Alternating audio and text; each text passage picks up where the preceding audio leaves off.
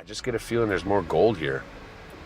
The way this material is piled up in here, I think the best stuff that there is could be at this corner. The highly entertaining gold rush is all cutthroat gold mining and determination by some of the best miners in the industry.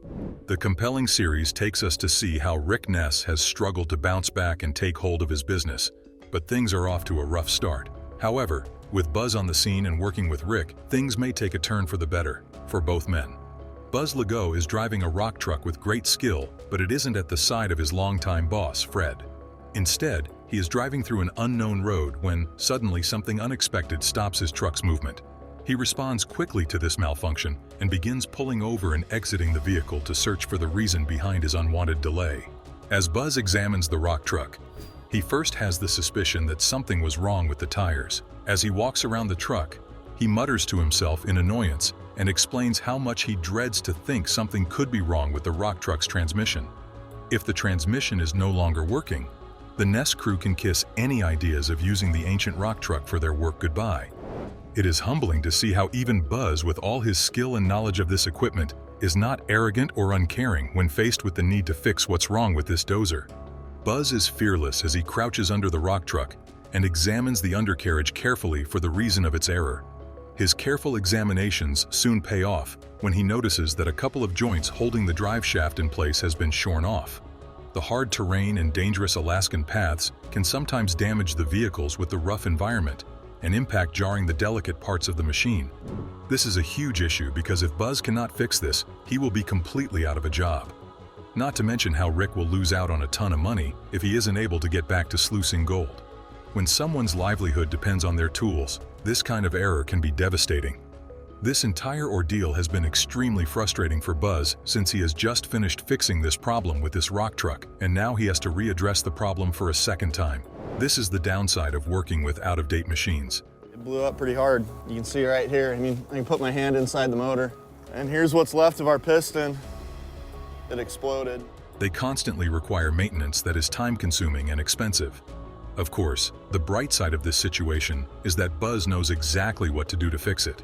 He explains that if the drive shaft is not connected to the rear end, then the truck will not move.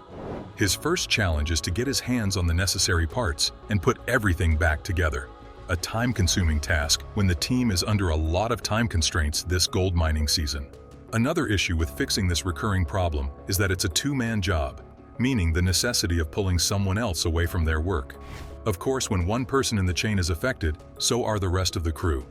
This will only set them all back even more, cutting into the little time they have to mine the gold needed for the season. For this reason, Buzz decides to ask the camp's cook for help. Here we meet Travis, who is seen picking up some busted U-bolts that are needed to hold the drive shaft in place, allowing for the power from the motor of the dozer to arrive at its destination in the front and back tires. Travis is happy to present these bolts to Buzz, and they immediately get to planning their next moves. Working together, they head over to the rock truck, and Buzz pulls apart the drive shaft, and they quickly replace the broken bolts with the new ones Travis has collected. The rock truck's engine gives power to the rear wheels, but the problem is that they have found that half the bolts have shattered somewhere along the way. The drive shaft is now totally out of alignment and unable to feed energy to the tires, meaning that the rock truck cannot move even an inch in this condition. Even if moving the truck was an option, it would be unwise to do so, as it would only damage the delicate drive shaft further, denying them the chance to fix it and keep working. As Buzz and Travis work under the rock truck, they identify that one of the bolts they used as a replacement is not the right style and that it went into the wrong hole. This realization has forced them to replace the new bolts all over again before they damage the inside of the drive shaft. The incorrect bolt has already cut the threading inside the drive shaft. It looks like now we've got one that's wrong bolt in the wrong hole, So Buzz has to re-thread the hole so they can replace the bolt with a factory-approved piece. This setback has Buzz clearly upset because this has been a careless and amateurish mistake. His bad mood does not stop them from fixing the drive shaft, even if it takes longer than planned. As Buzz climbs back into the rock truck, he tests the engine once more. Everyone relieved when the rock truck seems to be moving even smoother than before. Rick Ness sees Buzz heading his way inside the old rock truck and is glad to see that they are getting back to their schedules. It becomes apparent that he was aware there was an issue while he was busy at work. However, When Buzz and Rick greet each other, Rick says he doesn't even want to know what was wrong with the rock truck in the first place. Since he is just relieved Buzz appeared in time to fix the issue and help out. Buzz jumps right to work as Rick finishes the last of his stockpile. With the rock truck running smoothly again, Buzz will start hauling pay dirt and helping Rick reach his gold ounce goals for the season. Back in Rick's own dozer, he can be heard giving Buzz his flowers and expressing how happy he is with how the situation was handled by Buzz. Rick is particularly impressed by Buzz's ability to problem solve and get back to work so quickly. His achievement of both transporting and fixing this old equipment, as well as his ability to think ahead, convinces Rick that Buzz is the kind of guy he wants around. The Ness crew is back at camp after Buzz fixed the old rock truck, and Rick has begun to work on the second stockpile. He has been able to keep the plant running the whole week. They all relax with some drinks, and Rick tells Buzz that coming from Fred, he did not have much hope. He also comments how much he appreciates all Buzz has done, since he was able to get that old truck running for them against all odds. There is pressure here. There's no doubt about that, especially just being two of us. But for the amount of work that had to be done, Z and I made quick work of it and got this plant fired up. And he hopes they will be able to see some gold come out of those efforts. Rick explains that while he does not know everything that went on over in Fred's camp, he does know that they were not having a lot of luck gold mining out there. Rick then asks Buzz what he would think of coming over to his crew. Buzz is extremely moved and sounds choked up when he laughs and says that it would be like leaving hell behind and to having so much more with Rick's team. He explains what he means with his next statement, claiming that in all his time working for Fred, he has barely made enough money to cover his personal expenses. With that emotional offer out of the way, the Ness crew gets back to business and weighs out the gold they have managed to squeeze out of the inhospitable land. To cover all his costs, Rick Ness needs at least 20 ounces of gold a week. As they measure out the gold, they arrive at a final weight of 23.8 ounces of gold, which equals a total of $46,000, bringing them a few ounces over their needed weight. They are delighted by the final weight, and Buzz mentions this may be his biggest haul of his life, commenting how it's well over the biggest haul Fred's crew ever managed to achieve. Rick sees this as a great start for them and assures Buzz that they have only just begun. He quickly calculates that altogether they have brought in around 65.2 gold ounces so far this week. Rick expresses that he is very happy with what they have achieved this week, and that all he needs is to keep bringing in more gold to put into the bank. He elaborates on his future plans, telling the crew that he intends to hire more crew and get more machines to cover more ground and acquire more gold. He explains that with the crew's help, he sees this dream being within reach. I am. Look at that nugget right there. oh, buddy, It looked really good. As Rick stands, he tells the crew he wants to make Buzz's entrance into the team official. He hands over some dark t-shirts to Buzz with the crew's name on it, officially marking him as a new member. Been able to handle it, we would have been a little farther ahead than we are, but that 10-inch pump, that's certainly got the power to do it. Yeah. But unfortunately, that came with a price tag. Rick has been able to pay off his royalties for the year to Troy and is starting to feel better about this year's haul. Despite beginning his season 2 weeks later than everyone else, he is proud to say that he and his team have been moving along very well and have been working at full capacity. They have their hopper feeder in place and working through their pay dirt steadily. His goal of 1,000 gold ounces for the season is more urgent than ever now that he has a clear path ahead of him with no debts hanging over his head. The failure of last year cannot be repeated, as he failed to meet his goal and barely broke even. Rick plans to put some gold in the safe as the gold prices have shot way up. This is great. 206 ounces. Man. That's awesome. If we just keep going deeper, and that's just going to get better. That's the next challenge, right? Yeah.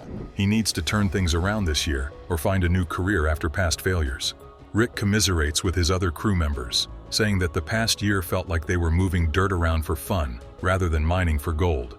The past 4 weeks have been spent making their way through the cheap cut, where the gold is all found on the highest layer of dirt, practically sparkling in the sun.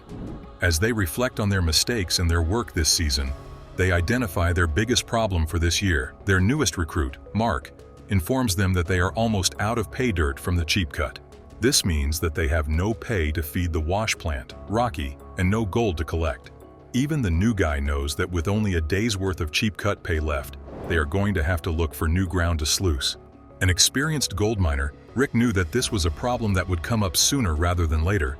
So, Rick has been looking for a new area to mine. This pressing need for more pay dirt has fed the drive to explore the area and find new ground to mine. This urgency and success in the cheap cut has renewed Rick's passion for gold mining. He believes that his many years of experience have given him an edge and skill for this kind of gold and pay dirt prospecting. As Rick stands surveying the land, he points out piles of dirt that he feels could have the best gold content they've ever encountered. He points out a corner in the area that he has high hopes for, noting how all the dirt is piled up together. But why does he feel that way? Well, 20,000 years ago, on Lower Duncan Creek, a glacier once pushed up a mound of rock and dirt, known as a moraine, to the edge of the cheap cut. Rick believes that this blockage has trapped gold all up against it over the centuries. All gold that has washed down from the mother lode. If his theory is right, he has stumbled across a buildup of gold that has been growing for ages. Rick gathers the dirt and rock from where he believes the glacier created the moraine and puts it in his panning bowl. His belief is that this could be the best gold they found all year, and with the price of gold only increasing, he would make some of the largest profit margins in recent memory. He carefully pans the dirt in the nearby water, and he determines that he needs to see at least 15 to 20 distinct colors in the pan to make the area a viable location. Extending the cut is a decision that could make or break his career at this point. You pull that big rock out of there? I did, 2 of them, building Stonehenge here. Where you start hitting those big boulders like that, like you're in the right spot. The Ness crew at Duncan Creek is busy extending the cheap cut, trying to determine whether Rick's hunch is correct. Mark keeps adding to a stockpile of pay dirt that is meant to keep the wash plant running. They cannot afford to shut down. However, a problem arises when they lose water pressure over at the wash plant. This is extremely frustrating as it feels as though the team is being delayed and set back every single day, unable to catch up. The leak in the water pump is quickly spotted and tells them they have to shut down operations for the day until it is patched. All of this downtime is a huge red flag, so they decide against fixing the leak and instead replacing the water pump entirely. Carl brings in the backup, and they hurry to install it with the help of a crane. The replacement won't start up, causing their hopes to come crashing down. Rick Ness needs to calculate whether his decision to extend the cheap cut will pay off. Before getting to the numbers, Rick makes small talk and eases the tension in the room. Part of being a leader is tending to one's subordinates, and that's something Rick doesn't forget. Finally, they get down to business, and Rick pulls out the scale. To reach their gold weight, Rick would need an ounce of gold per 100 yards from this extension of the cheap cut. They have run over 7,000 yards, and Rick needs at least 70 ounces from this venture. The gold is carefully poured onto the scale, and it measures well over 70 ounces, reaching 82.37 ounces. This is a fantastic showing, especially because gold prices are up at a massive $1,750 an ounce. This means that Rick has mined $144,000 worth of gold from the cheap cut extension. His hunch, combined with his knowledge of the history and geography of Alaska, has paid off in a big way. This is Rick's biggest haul of the season. Everyone is left amazed, as they have never seen such a good cleanup with their own eyes before. Rick reflects on how they never came anywhere close to this last year. It seems that his theory about the moraine was proven correct, and he found an amazing cache of gold. At this point, it's only numbers like that we need. They kind of got to keep going up, so. Yeah. And I know there's a lot more of it out here, right, on this property, so. A few more hauls like this, and their season will go very smoothly. It also eases concerns that their late start in the season would irrevocably destroy their chances of meeting their gold ounce goal. It's barely September, and the weather has turned colder, covering the land in snow and slowing down operations for the Ness crew. This is a warning that the end of the season is around the corner, despite everyone believing they should still be experiencing autumn weather. Rick is upset, as he believes his wash plant, Rocky, should still be running at this time in the season. However, after helping him bring in his biggest gold ounce haul in the season only a week ago, his wash plant, Rocky, has shut down unexpectedly. The weather will not allow for water to run through the machine without freezing and disrupting the equipment. This didn't stop the team, but the more they tried to push the wash plant, the slower it would go. The longer and longer lengths of time it takes to use the wash plant end up costing them more time and money than just shutting it off. Rick comes to the hard decision that Rocky is done for the year, and now all efforts have to be focused on their second wash plant, Monster Red. While Rick understands that striking out on his own is risky, he thought the rewards would be worth it. A lot of people doubted he would be able to survive on his own like that, but so far, Rick has been able to prove them wrong. However, now with one wash plant down and the weather getting colder by the day, he is starting to have doubts. This is only his third season on his own after leaving the Klondike and finding the big gold in the mountains. Rick has invested a $250,000 deposit to purchase his claims, but the end of the mining season is creeping up, and he still needs 550 ounces to reach his target of 2,000 ounces of gold.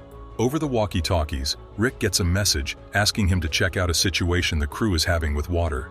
Rick races down to a massive pond of water where his worker is meant to be smoothing out the area. He tells him that they are going to need to get a pump to remove the water and give them access to the pay dirt below. After digging for over 2 months, the Ness crew are 170 feet down in the Raleigh Valley. We finally got our hopper feeder in, and I paid off Troy his royalties for the year, so that feels really good. This valley is completely filled with water, making it impossible for their equipment to traverse. The high-grade pay in the Raleigh Valley is something that the entire Ness crew is relying on to save this season and career. The 6 feet of water is a huge obstacle that will take time and money to remove. The pump is working, but the valley has only flooded out again, even with the work put into clearing it, setting them back even further than before. Rick's pump is only 6 inches and is no match against the estimated 6,000 gallons of groundwater currently flooding the valley. The water is leaking into the cut every moment. They realize that their plan is ineffectual and that the water pump doesn't work correctly either. Rick remembers that the Taylors have a 10-inch water pump sitting somewhere in their own equipment stash, and the only issue Rick can recall it having is that it has not been used for a couple of years. Their next step is to plumb up the hoses and place the equipment into position. Rick is worried since he knows they don't have much time left, and they need to get to the pay dirt as quickly as possible. The only thing standing in the way is the aider. Chris, a member of the Ness crew, explains that now that they have the 10-inch water pump, they will hopefully get this water cleared and the land dried out soon. Rick managed to drill the hose into place and tells the crew to fire it up. To everyone's relief, the pump turns on. Powered by a giant 465 horsepower dozer engine, the pump is said to be able to empty an Olympic swimming pool in just 70 minutes. This is around 660,000 gallons of water in over an hour. Rick points out how they can see the water being sucked out from feet away, and the hose spits out gallons of water in moments. This is a huge improvement to the wimpy 6-inch water pump that only made the flooding worse. Rick believes that when they arrive in the morning, the valley will be ready to be sluiced and the dirt relocated. The ability to shift their attention from the water and back to the gold is a good sign that they are making progress with this season's gold ounce goal.